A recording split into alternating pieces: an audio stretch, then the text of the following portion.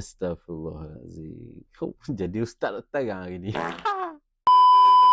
Soalan seterusnya. Soalan seterusnya. Apa hukum kita tengok video orang kenamaan mayang solat jenazah, siap rokok dan sujud? Dia dah semayang lohor lagi tengok ceritanya. Jadi lepas tu baru nak semayang jenazah.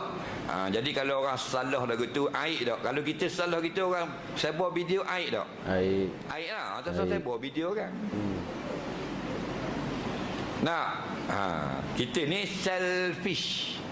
Faham? Penting diri sahaja. Tak ada kau orang pedak sangat. Ada kita tak boleh. Orang puan insiden rebah motosikal selok kain. Nampak peha, nampak punggung, nampak underwear, faham? Oh, share lah Facebook. Kalau bini kita tu share.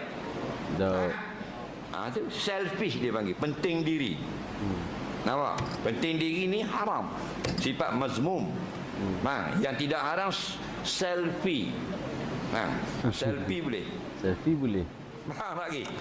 Itu tidak merosakkan orang lain. Biasa dalam grup WhatsApp grup WhatsApp kerja ke, grup WhatsApp info Roblox ke, kan biasa kan ada orang atau kemalangan kan putus tangan, putus apa ya, putus tu. Lepas tu dengan nampak auratnya tu. Jadi lepas ni tak payah share lah. Nak share boleh, share gambar keadaan tu. Lepas tu blur sikit yang aurat orang tu. Untuk information.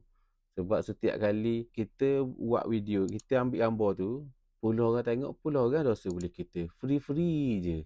Tuang tak ada benda. Hak kita ambil gambar tu, tak dosa. Kita ni hak dosa, tukang cyber ni. Ingat tu. Perhati banyak buat kerja lagu tu dah ni. Astaghfirullahalazim. Kau jadi ustaz terang hari ni.